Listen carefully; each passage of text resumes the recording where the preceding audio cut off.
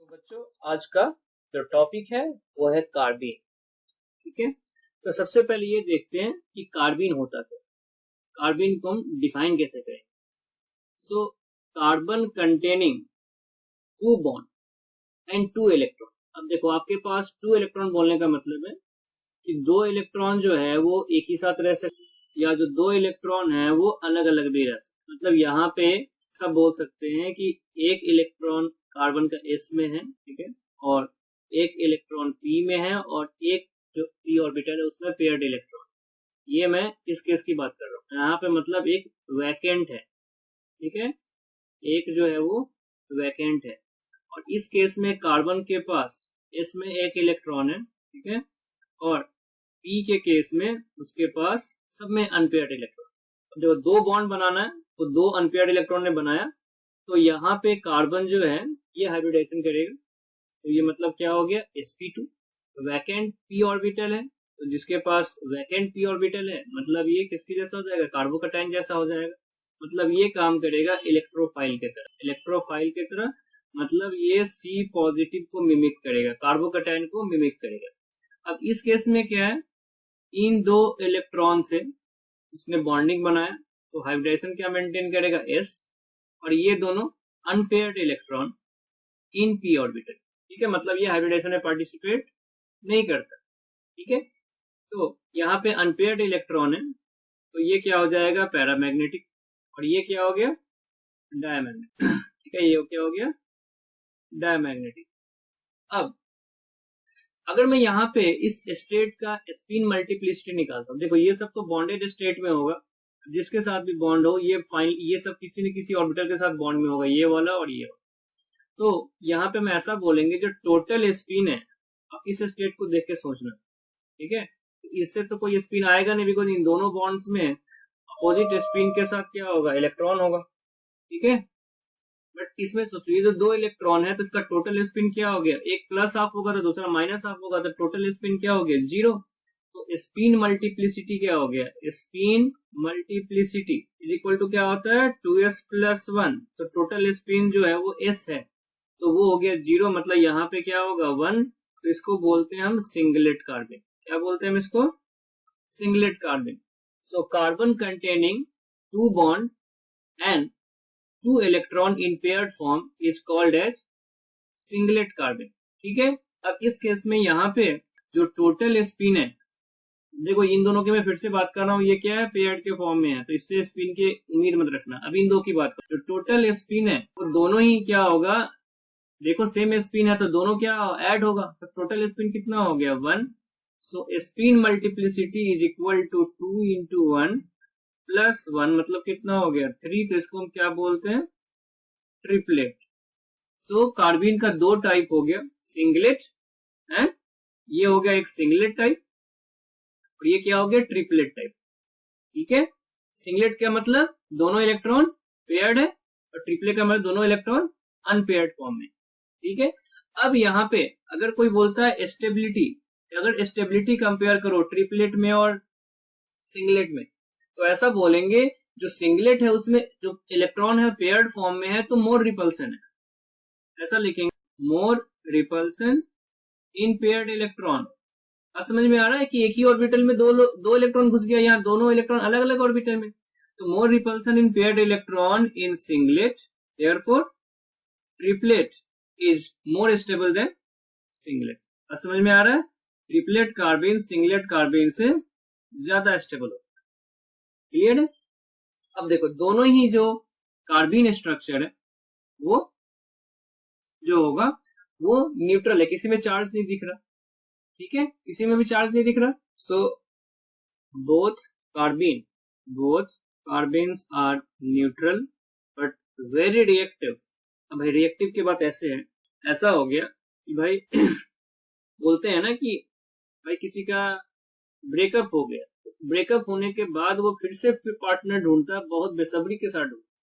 तो वैसा ही कार्बन है, कार्बन के पास बॉन्ड था और उसके बॉन्ड को किसी ने ब्रेक कर दिया, तो ब्रेक होने के बाद वो फिर से बॉन्ड ढूंढेगा और पहले से ज्यादा इच्छा के साथ ढूंढेगा, पहले से ज्यादा बेसब्री के साथ ढूंढेगा। तो इसलिए बहुत ही ज्यादा रिएक्टिव है, तो बहुत ज्यादा रिएक्टिव है तो क्या हो जाएगा, ये शॉर्ट लिव्ड हो जाएगा।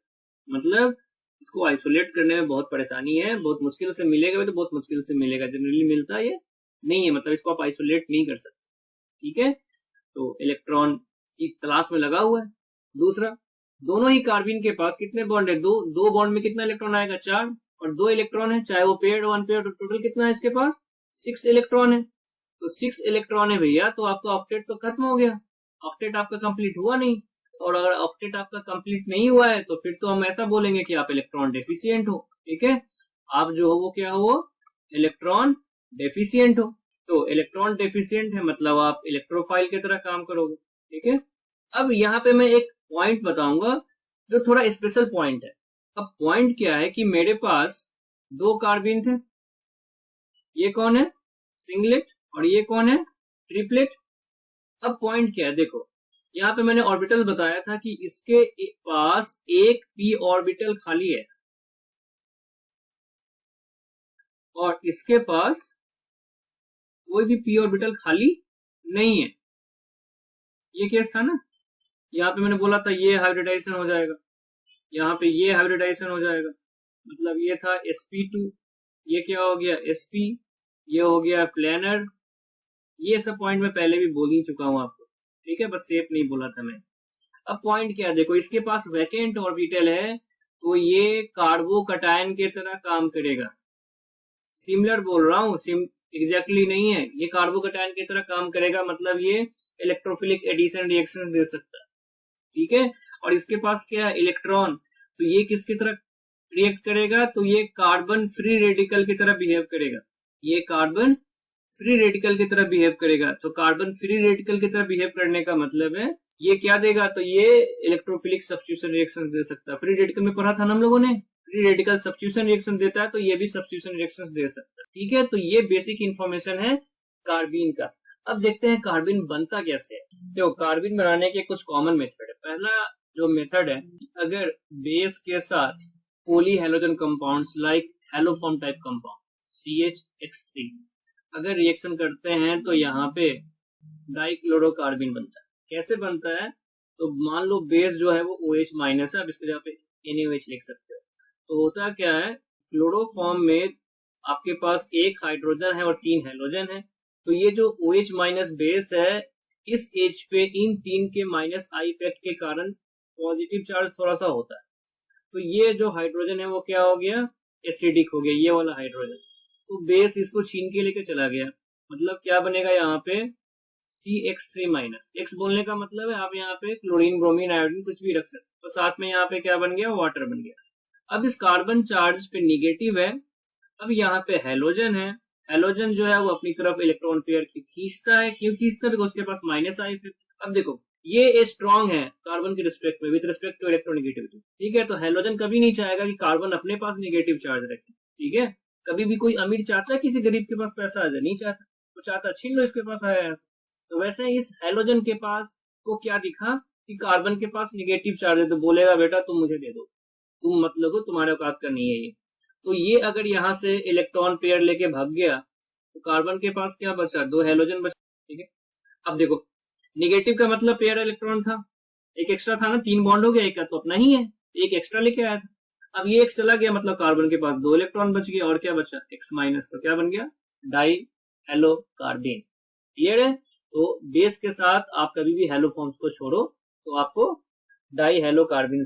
एक और रिएक्शन है, और जनरली ये सब क्या है? ये हीटिंग रिएक्शंस है या फोटोलिटिक रिएक्शंस है कि कीटीन और डाइजोमीथेन, जैसे कीटीन में होता है नाम, ये तो चिल्ला चिल्ला के बोल रहे हैं ना भाई। देखो इन का मतलब डबल बॉन्ड, कीट का मतलब कीटोन, तो CH2 डबल बॉन्ड से आ गया अल्कीन, आ गया डबल बॉन्ड हो, क्या हो गया? कीटोन।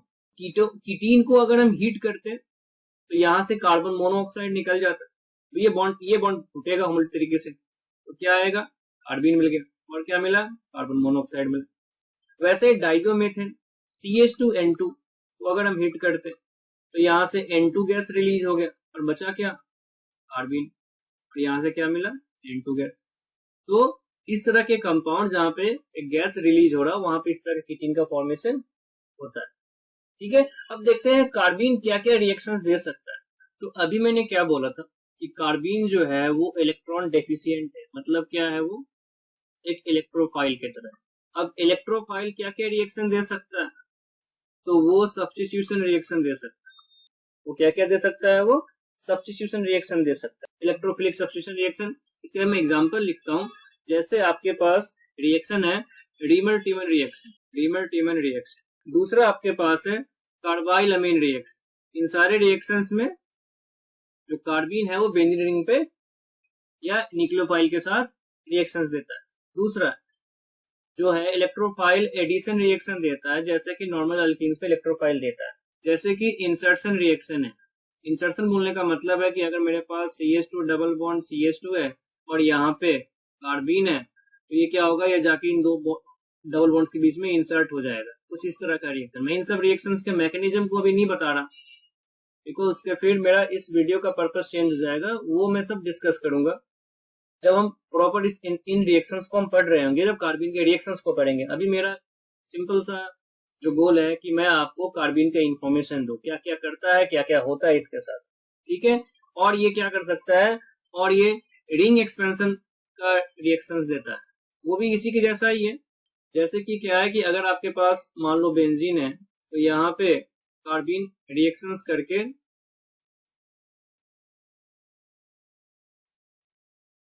कुछ इस तरह का बनाता है। अब ये मत पूछना कैसे बनाता है, ये सब एक्सप्लेन करेंगे, लेकिन जहां पे इसका जगह जहां पे हम रिएक्शंस पढ़ेंगे, ठीक है। तो ये कंटेंट था कार्बीन का। तो हमने क्या क्या पढ़ा, कार्बीन का जनरल इन्फॉर्मेशन देखा, हमने कार्बन का फॉर्मेशन देखा बेसिक, और कार्बन के क्या क्या टाइप्स ऑफ रिएक्शन दे सकते, ठीक है।